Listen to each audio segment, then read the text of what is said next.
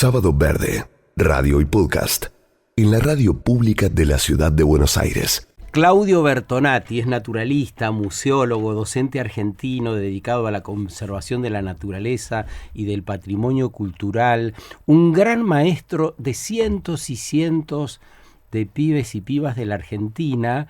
Claudio, ¿cómo te va? Buen día. Buen día, buen día. Qué día especial el que nos convoca hoy, el Día de la Pachamama. Recordamos un poco las ceremonias y demás. Ya tomamos la caña ruda. Sí, hay que agradecer siempre, ¿no? Yo recuerdo la primera vez que participé de una de las ceremonias, el hombre que oficiaba de orientador espiritual decía, a cada uno nos decía, pídale a la tierra, pero con respeto.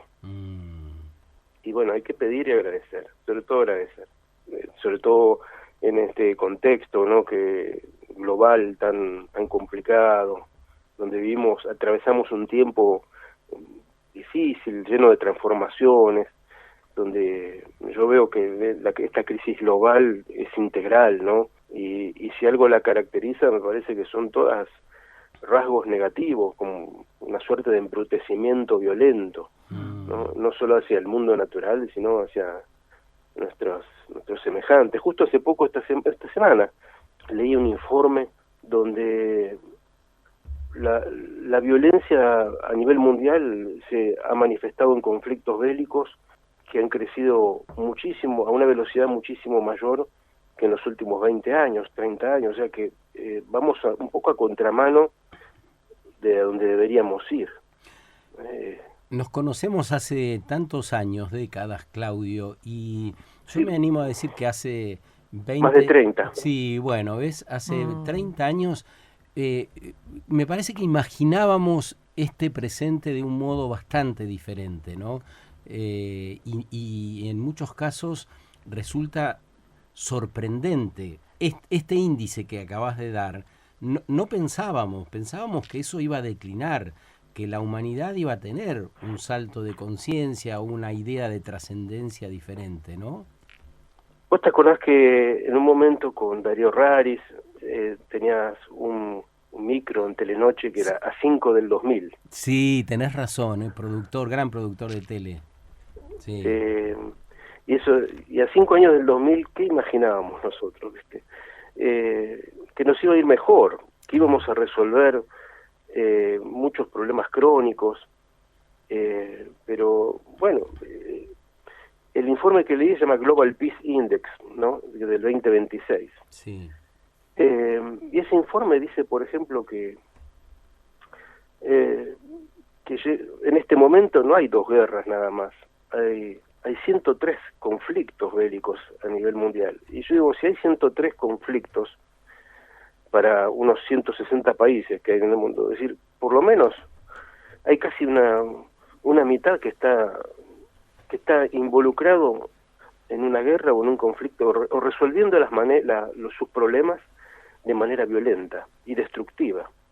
Incluso hasta este informe hace una evaluación económica y dice que en el año 2005, por ejemplo, el año pasado, el costo, el impacto económico de la violencia a través de estos conflictos bélicos era superior a los 20 billones de dólares, que equivalía al 10% del PBI mundial.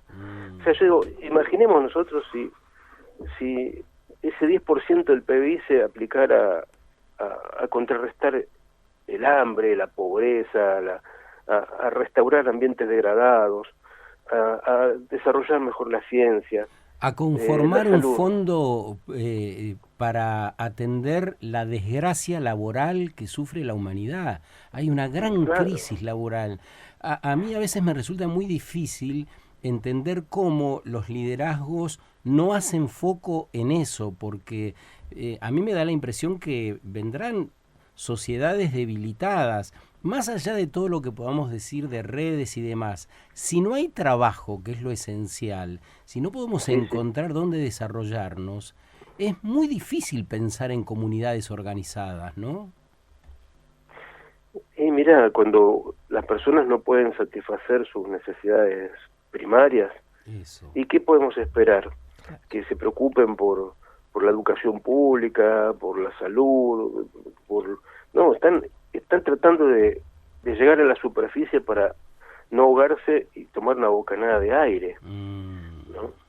Entonces, eso tiene repercusiones múltiples. Fijemos lo que está pasando en Marruecos y España, ¿no? Esa situación terrible, ¿no? Donde como 50.000 personas desesperadas salen de su país para ingresar ilegalmente a otro, sin más que lo opuesto, ¿no? Entonces, frente a eso, que es un mundo que se está desmadrado, ¿no? Pero bueno, hay que, de alguna manera, después de 30 años, nosotros seguimos acá, sí, insistiendo.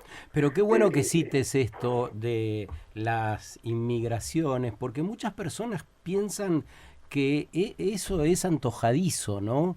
Que son personas que no quieren o no pueden trabajar en sus países y entonces invaden a otros graciosamente. Son situaciones dramáticas las que se están viviendo, Claro.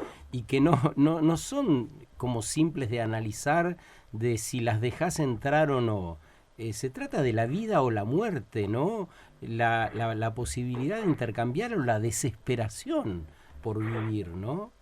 Exacto, y bueno, no tenemos que irnos tan lejos si recordamos lo que pasaba en Venezuela, con tanta gente que salía del país con lo opuesto, también caminando, y llegaba hasta nuestro país incluso.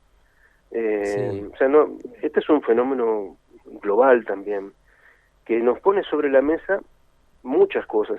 Primero, que ese es el resultado de lo que muchos economistas fósiles llaman desarrollo, ¿no? Entonces, si yo veo ese resultado final, digo, bueno, no estamos desarrollados, Claro. ni desde lo material ni desde lo espiritual, ¿no? Ni desde lo humano. Y segundo, que estamos como anestesiados o aturdidos en algunos casos frente a estas situaciones que el que tiene un poco de empatía y sensibilidad te desborda, te angustia.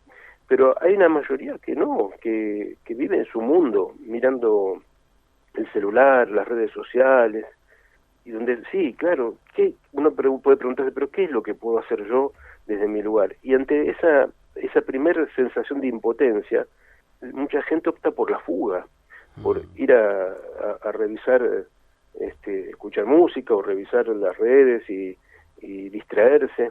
Y vivimos distraídos, ¿no? Muchos vivimos distraídos, entonces digo, hay que concentrarse en qué es lo que uno puede hacer desde su lugar para que las cosas vayan un poco mejor, por lo menos en su entorno más cercano.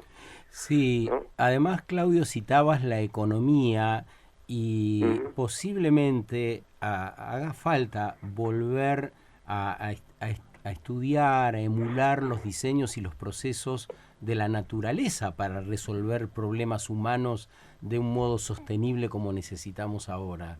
Me parece que ese es un camino, y quizás sea bueno a esta hora de la mañana poder hablar un poco de esto que se denomina biomímesis, que es como una palabra difícil, como una palabra que no está entre nosotros habitualmente, pero que habla justamente de esto, ¿no? De mirar un poco en derredor para aprender.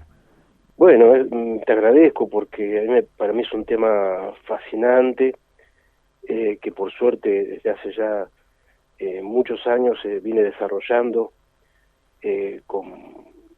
cada vez con más profundidad. ¿Y de qué se trata? Bueno, es eso, es revisar cómo la naturaleza ha resuelto muchos de sus problemas a lo largo de prueba y error, de selección natural, a lo largo de casi 4.000 millones de años, ¿no? Que es el tiempo que tiene la vida sobre nuestro planeta. Entonces, esa suerte de inspiración en el mundo natural normalmente se maneja o se estudia a través de tres niveles: el nivel de las formas, es decir, imitar la estructura física externa que tienen algunos organismos. Por ejemplo, hay un caso así de rigor, diría, y muy tradicional, que se menciona en la biomímesis, que es el tren bala, la trompa del tren bala inspirada en la cabeza del martín pescador, o de una de las especies de martín pescador, ¿no? O sea, un ingeniero japonés que trabajaba para la red ferroviaria, era observador de aves.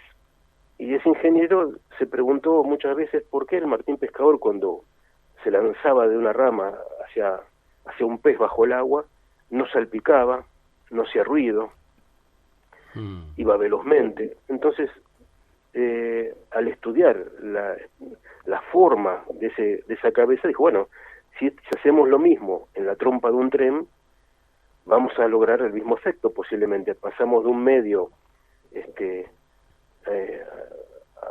acuático al medio aéreo, y él lo que logró es reducir el costo energético un 30% y aumentar la velocidad y disminuir el ruido.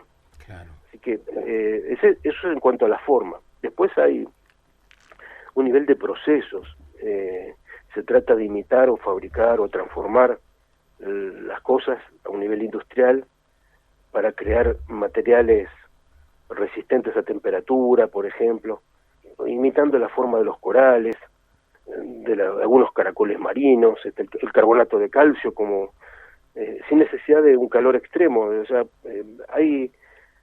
la naturaleza estuvo resolviendo problemas que enfrentó a lo largo de tanto tiempo de distintas maneras, en muchos casos sin éxito, entonces quedaron en el camino, pero todo lo que vemos nosotros hoy en un ecosistema es lo que funciona, se autorregulan, ¿no?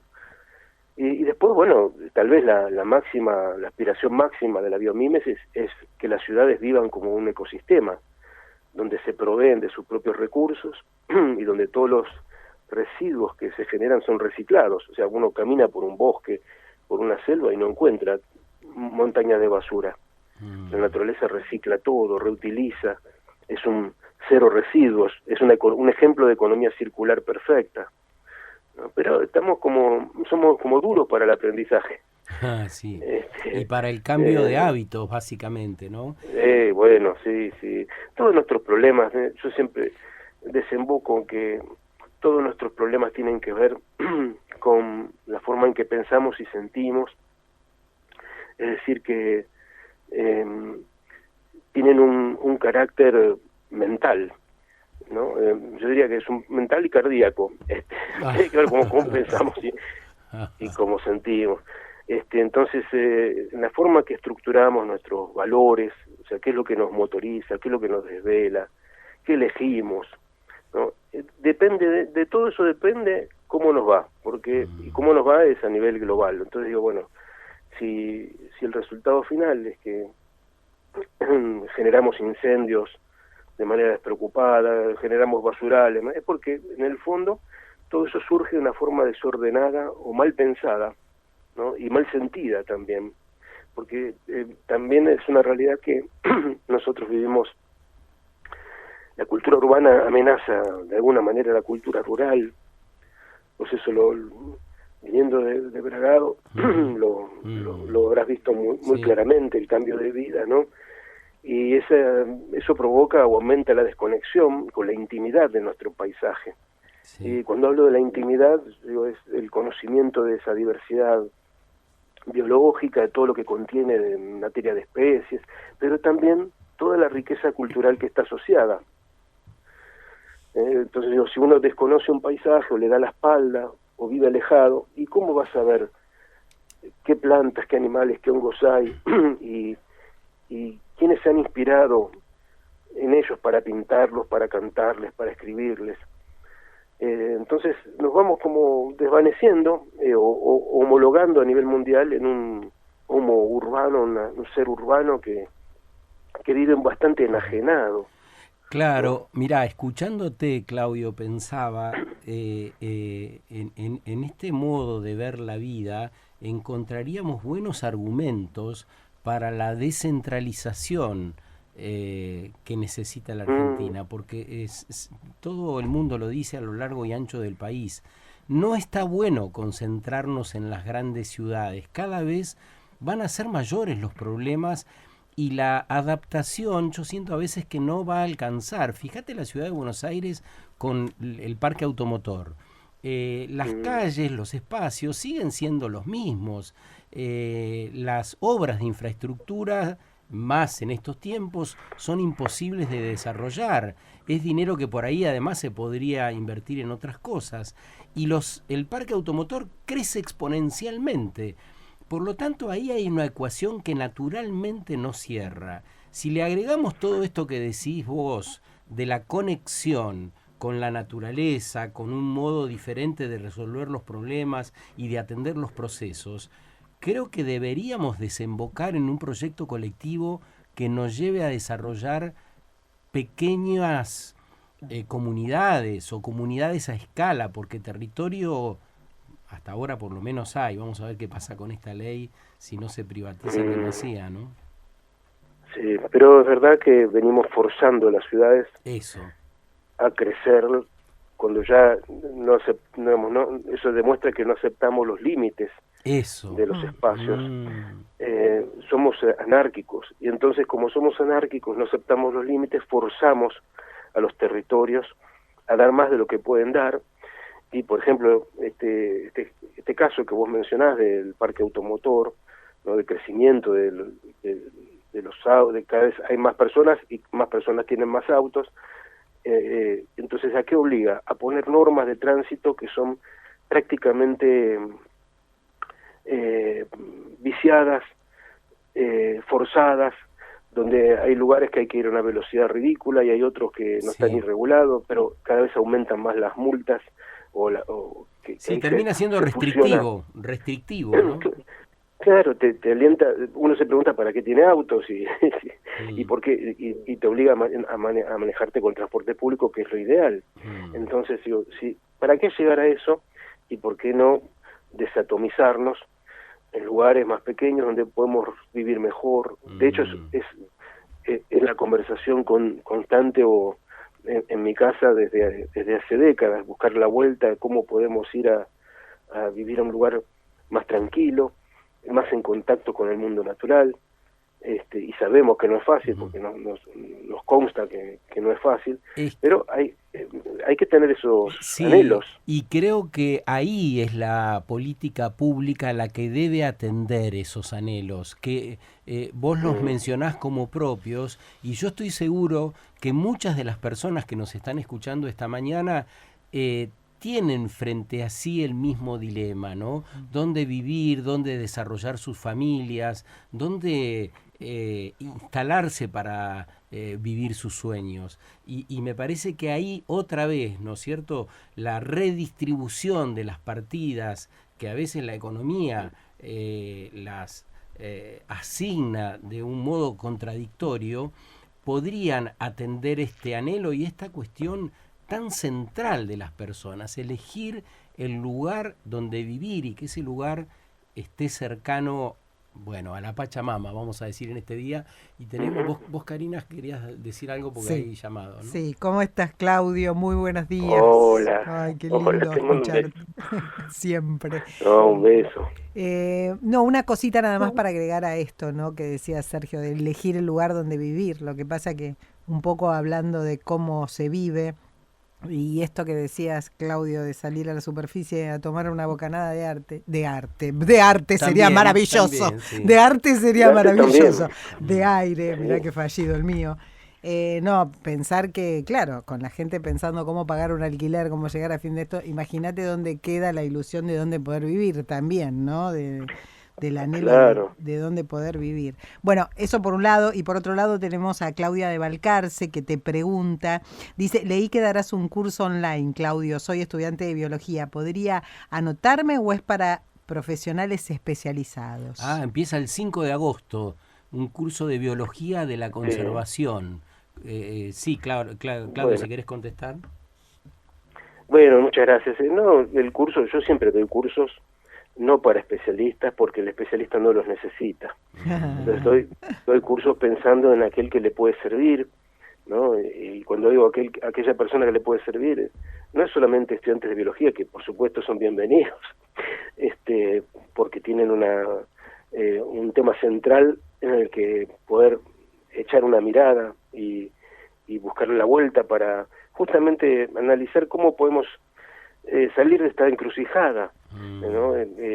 Yo no sé, como muchas personas, yo no soy un genio, con muchas personas hago lo que hacen otras, lo que puedo, y es, como no me pude ir a vivir muy lejos o muy cerca de la naturaleza, como desearía, y vivo lejos, bueno, lo que hago es, en mi modesto espacio verde, en mi pequeño jardín, lo enriquezco con plantas nativas, como hace tanta gente, y pensemos que esto en los años 80 no existía, o sea, yo diría, es el resultado de la prédica, básicamente en la Argentina, de una sola persona que se llama Ricardo Barbetti, ¿no? Entonces digo, de paso le mandamos un abrazo. Sí, un abrazo.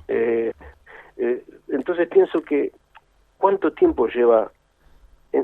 Cuando yo lo conocí a Ricardo, no tenía un jardín, ni un balcón, ni nada con especies nativas. No se me ocurría pensar en eso. Y hoy el tema está instalado, hay viveros de nativas, hay redes de... o sea, son procesos que llevan tiempo, ¿no? Y llevan tiempo, y también, yo diría, una perseverancia espiritual, una fortaleza espiritual para no volcar, Sí, ¿no? Atendiendo, Claudio, el llamado de esta audiencia, de esta oyente, digamos que el curso arranca el 5 de agosto, está auspiciado por la Fundación Azara también, ¿no? Y lo organiza la Fundación. Lo organiza la Fundación Azara, tiene el respaldo de la Universidad Maimónides. Sí. Y bueno, tiene 8 módulos. ¿Qué costo y cuánto dura, los horarios?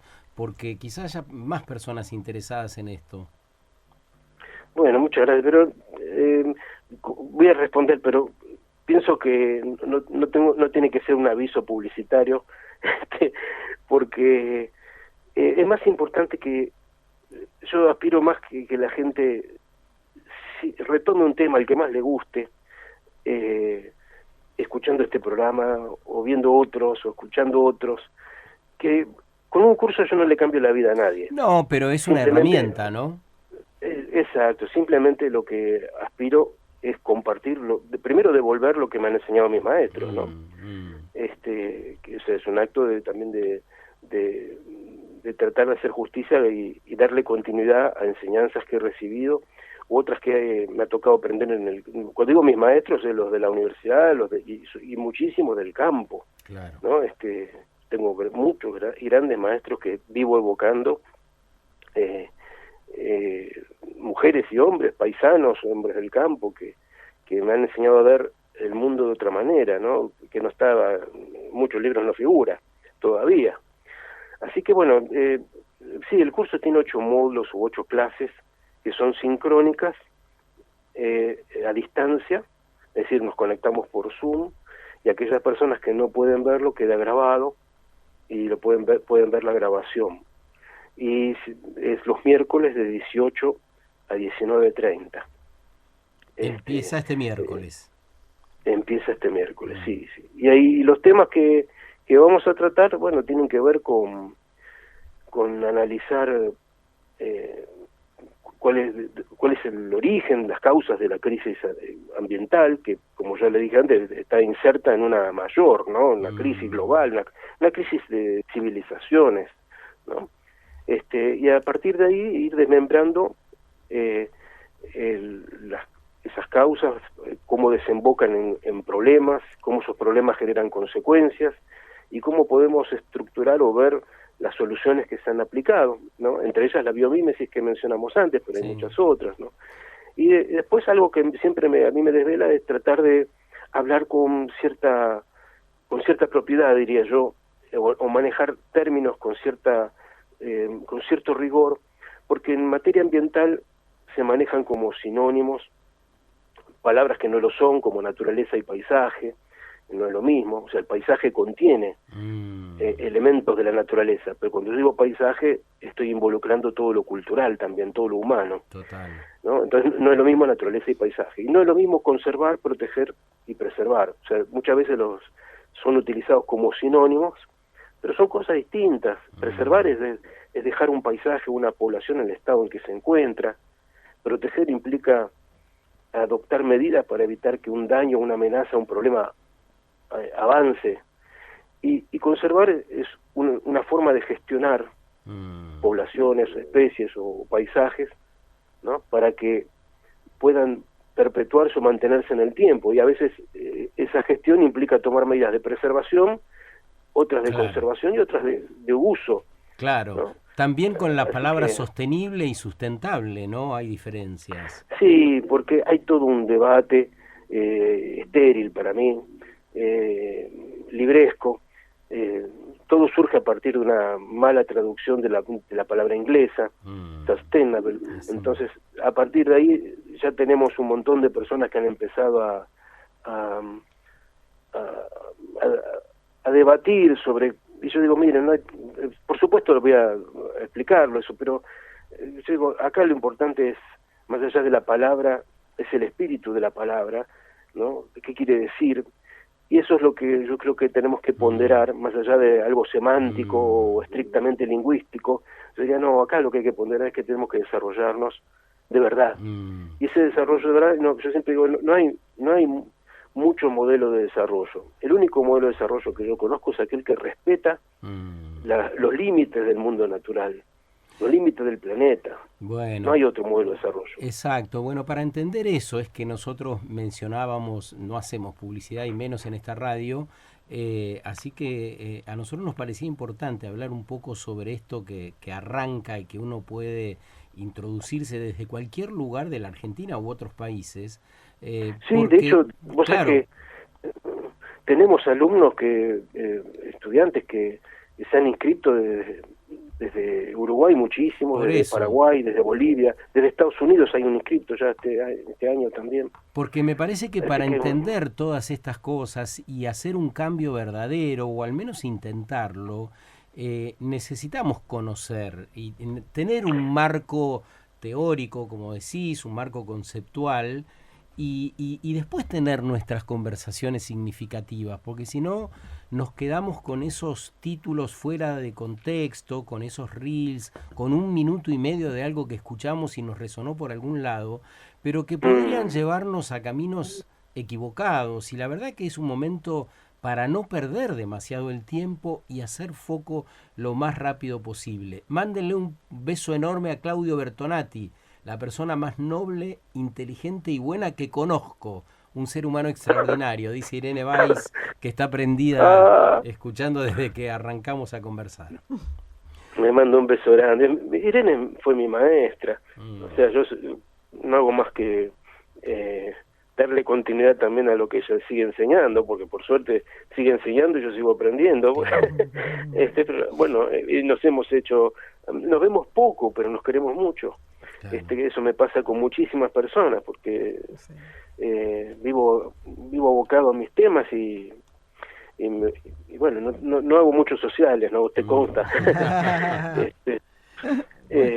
Pero bueno, esto es lo que nos motoriza, a mí por lo menos me motoriza de una manera muy esperanzada y positiva, porque siempre hay que buscarle la vuelta a qué es lo que podemos hacer, no dejarnos agobiar por la fuerza casi geológica que tiene a veces una parte de la humanidad para destruir.